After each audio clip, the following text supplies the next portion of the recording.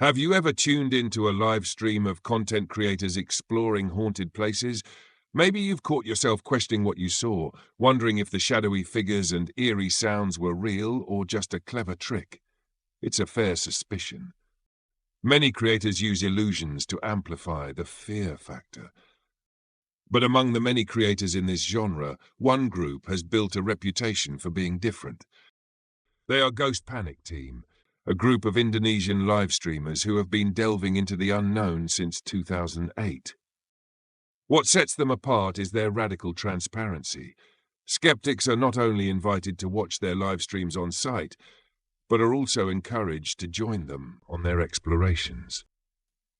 Over the years, many doubters have taken up this challenge, joining the team in some of the most haunted locations imaginable, only to leave as firm believers. Despite their years of experience, even the seasoned Ghost Panic team found themselves unprepared for what awaited them in the infamous Pangleungit Forest. Located between Banjar and Cilacap, this forest was steeped in chilling local folklore. Stories spoke of strange disappearances and a mystical energy that seemed to lure visitors into its depths, never to return. When the team received a message on Facebook daring them to explore it, their curiosity was piqued. The message came with an offer to cover their expenses, but there was one unsettling twist. The sender refused to join them, even for the initial survey. "I can't go there," the fan admitted, pale and uneasy during their brief meeting in a nearby city. "It's too dangerous." Undeterred, the team, comprising Papap, Bakti, Abay and Adit, pressed on. As they neared the forest, the atmosphere grew heavier, the air unnaturally still. Along the way, they stopped to ask a local farmer for directions. Bakti approached the man, who stood motionless in his field, his expression devoid of life. "Don't go there," the farmer said in a monotone voice. "Turn back, it's not safe." The encounter shook Bakti. When he returned to the car, he begged the team to abandon their plans. "This doesn't feel right," he said. But Papap, ever the fearless leader, insisted they continue. They had come too far to turn back. The initial survey was unremarkable. The forest seemed quiet, almost tranquil.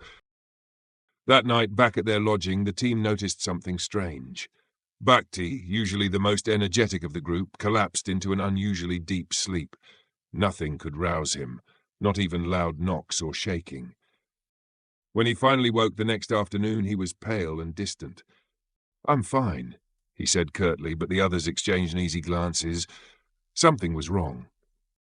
That evening, they returned to Pangleungit Forest to conduct their full exploration, live-streaming the event on the app Bigo. Their plan was to camp at the forest's edge, engage with their audience, and venture deeper into the woods. They built a tent and joked with viewers, who eagerly sent in challenges, but the light-hearted atmosphere shattered when a voice rang out from the forest. "Bakti!"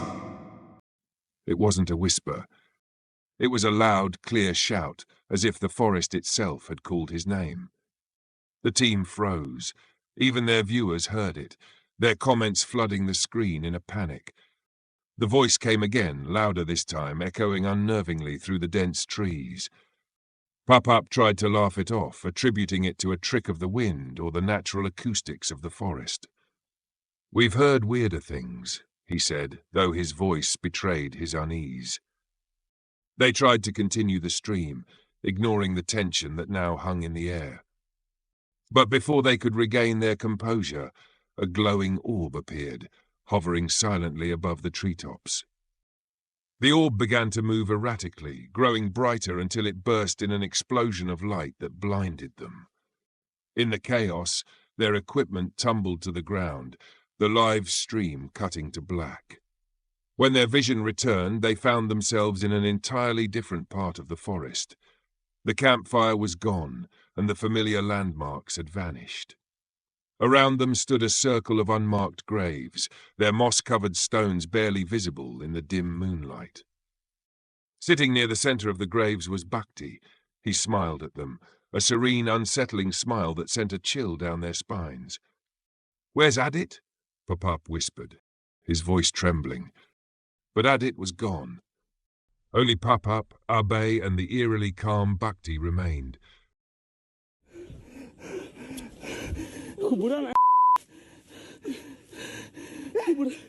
Bakti! Bay, Baynya di mana, Bay?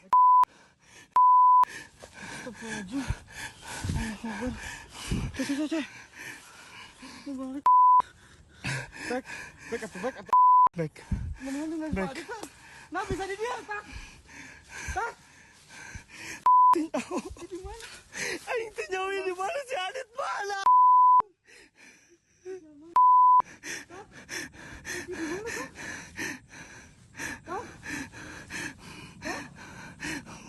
Bay, tong pisah, Bay. Bay, tong pisah, Bay. Bay, tong pisah. Bay, tong pisah, Bay. Bay. Bakti! Panic began to set in as they tried to retrace their steps, but the forest seemed to conspire against them. Every path they took led them back to the graves. At this frustrating moment, they realized that Bakti was gone. Pap-Up called out, his voice tinged with fear. Bakti?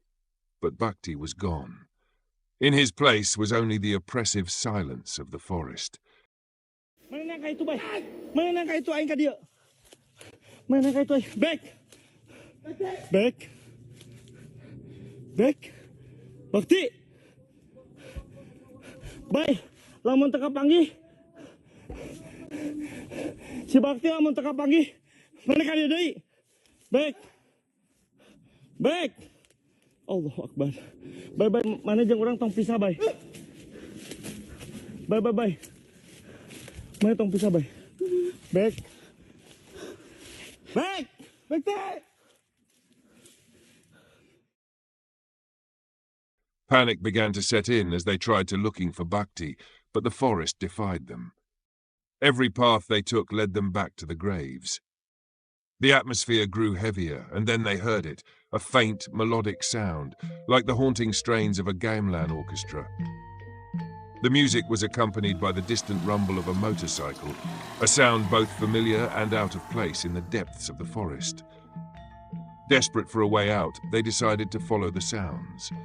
As they stumbled through the underbrush, Abe suddenly stopped, pointing toward the shadows. "There's a child," he whispered. "Over there, behind the bamboo." Pap-Up swung his flashlight in the direction Abe indicated, but there was nothing. Abe insisted he had seen a small figure, a child in white, peeking from behind the bamboo. The sight chilled him to his core.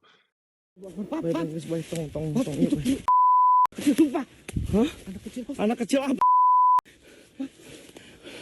Demi Allah, Pap.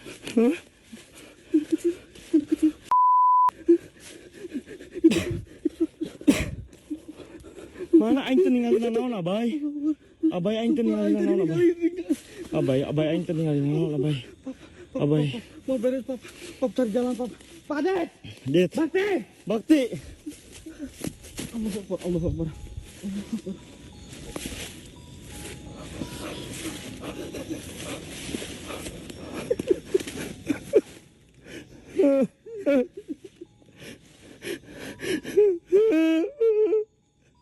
Bakti!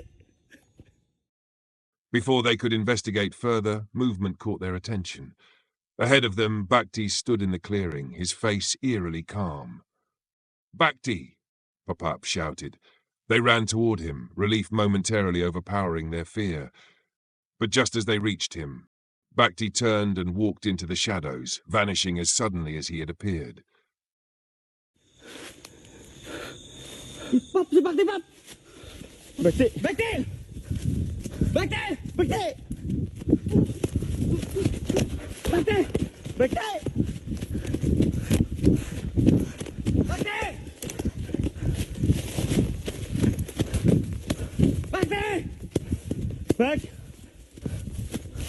Back!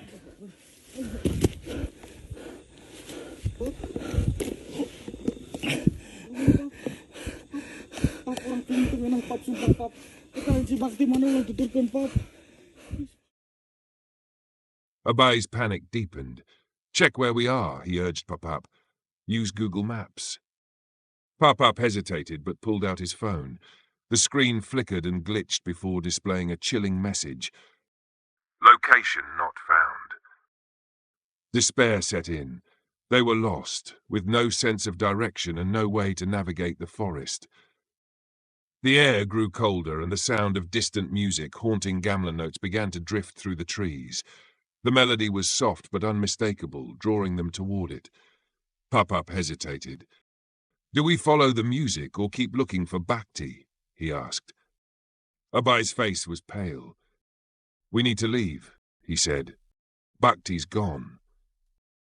Reluctantly, they followed the sound of the gamelan. The path twisted endlessly, the trees closing in around them. Then, in the distance, they saw flickering lights. A group of people was approaching, their torches casting eerie shadows as they moved in a slow, deliberate procession. Finally someone! Pop-up exclaimed, relief washing over him. He rushed toward the figures, but as he got closer, something felt wrong. For some reason, Abe tried to stop him, but Pop-up wouldn't listen. The movements of the figures were mechanical, their faces obscured by the torchlight. When Pop-up finally closed the distance, he froze in horror. The figures were carrying a coffin. Warga, alhamdulillah, Pak. Pak. Pak. Pak. Pak. Pak. Pak. Pak.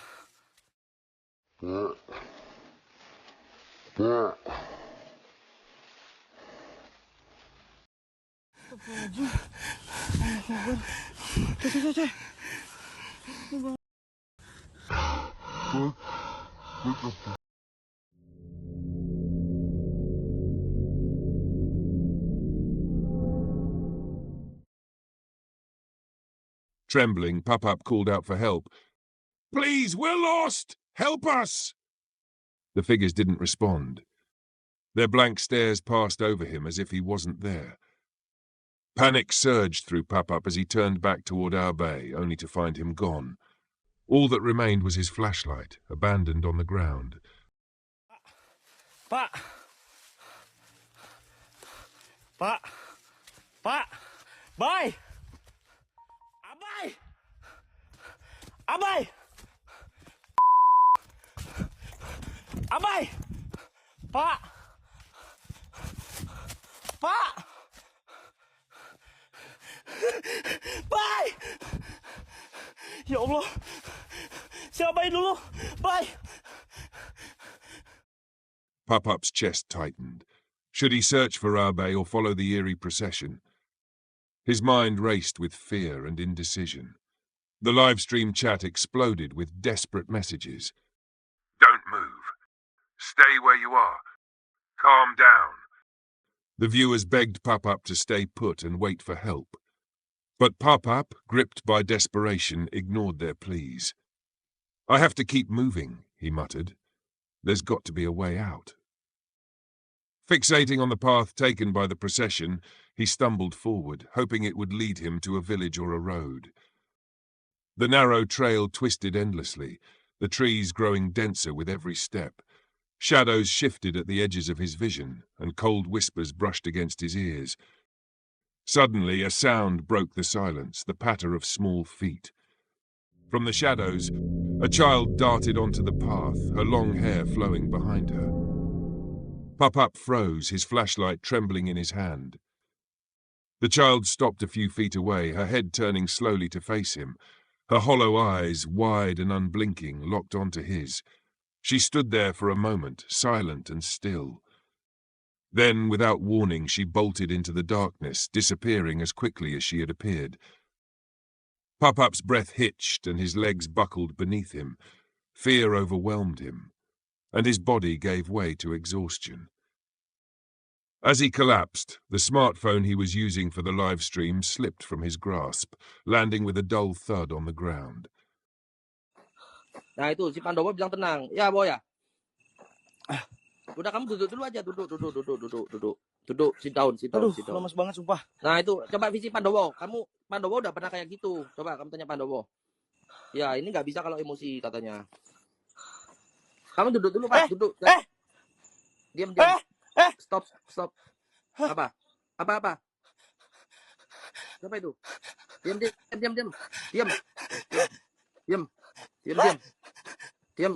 Itu diam. Diam itu udah itu nggak usah diikutin. Udah diam. Stop diam. Itu bukan orang. Udah diam. Diam Pap, diam Pap. Naikin Pandowo, Pap. Diam. Diam Pap, diam. Jangan kerja Pap. Stop. Semua bilang stop Pap. Semua bilang naikin Pandowo. Jangan diikutin Pap.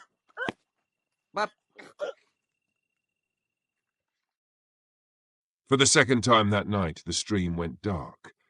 Viewers could see nothing but an empty black screen, the audio eerily silent. Pop-Up lay unconscious, the oppressive silence of the forest enveloping him. When Pop-Up regained consciousness, he was lying on the dirt path, surrounded by his team. Adit was kneeling beside him, shaking him gently. "You're okay," Adit said, his voice calm and reassuring. "We found you." Pop-Up blinked, disoriented. His gaze darted around. Abay and Bakti were both there, sitting nearby, visibly shaken but unharmed. Abay was hugging his knees, his face buried in his arms, while Bakti stared blankly into the distance. Adit continued to reassure them, his tone steady but laced with tension. "We're all here now, it's over." Pop-Up struggled to sit up, his mind racing. "The procession, the child," I thought. His voice broke off as he realized they were no longer in the forest's heart. Somehow, they had been led back to its edge. The team didn't speak much as they made their way back to the lodging, the weight of the night pressing heavily on their minds. The livestream footage went viral, sparking endless debates online. Was it staged, or had they truly encountered something beyond comprehension? For Ghost Panic Team, the events of that night lingered in their minds, haunting them long after they left the forest. Even years later, when recounting their experiences, there was a certain heaviness in their voices, a weight that spoke to the fear, confusion, and dread they had felt in the heart of Pangleungit Forest. Some memories, they realized, are not meant to fade.